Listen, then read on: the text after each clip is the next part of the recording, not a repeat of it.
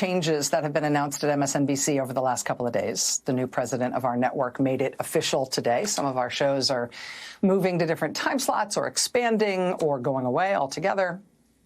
In prime time, just so you know, I am here 5 days a week for the first 100 days of Trump's presidency, as planned. And as planned, I will go back to just Mondays after that. That is not changing. What is changing is that the show, Alex Wagner Tonight, is not coming back at 9 after the first 100 days. Instead, Alex will be a senior political analyst for MSNBC, and Jen Psaki will start hosting the 9 p.m. hour all the other nights except for Mondays. So that's a big change. An even bigger programming change is at 7 p.m. Eastern, where Joy Reid's show, The Readout, ended tonight. And Joy is not taking a different job in the network. She is leaving the network altogether. And that is very, very, very hard to take.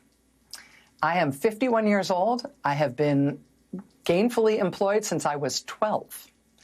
And I have had so many different kinds of jobs, you wouldn't believe me if I told you. But in all of the jobs I have had, in all of the years I have been alive, there is no colleague for whom I have had more affection and more respect than Joy Reid. I love everything about her. I have learned so much from her. I have so much more to learn from her. I do not want to lose her as a colleague here at MSNBC. And personally, I think it is a bad mistake to let her walk out the door. It is not my call, and I understand that, but that's what I think.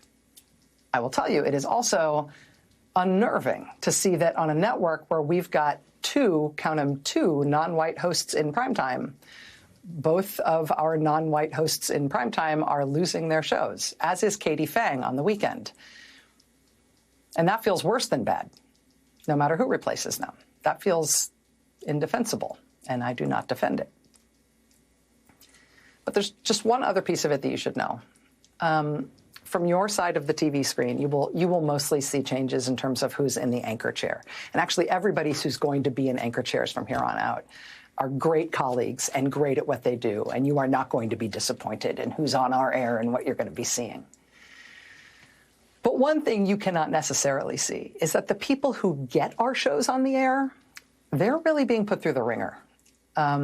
Dozens of producers and staffers, including some who are among the most experienced and most talented and most specialist producers in the building, are facing being laid off.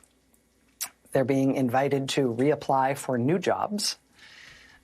That has never happened at this scale in this way before when it comes to programming changes, presumably because it's not the right way to treat people, and it's inefficient, and it's unnecessary, and it kind of drops the bottom out of whether or not people feel like this is a good place to work, and so we don't generally do things that way. Maybe all of our folks, including most of the people who are getting this very show on the air right now, maybe they will all get new jobs here, and I hope they do. But in the meantime, being put in this kind of limbo, the anxiety and the discombobulation is off the charts at a time when this job already is extra stressful and difficult. It is not news for me to tell you that the press and freedom of the press are under attack in a way that is really it's a big deal for our country. It's very visceral for us here.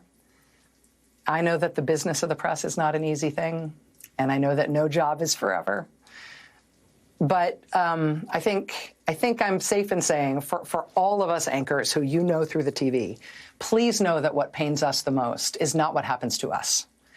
It is what happens to our coworkers on whom we depend and who you don't necessarily know, but we respect and love them and depend on them. And did I mention we respect them? This is a difficult time in the news business, but it does not need to be this difficult.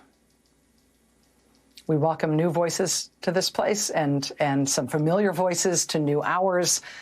It's going to be great, honestly, and we want to grow and succeed and reach more people than ever and be resilient and stay here forever.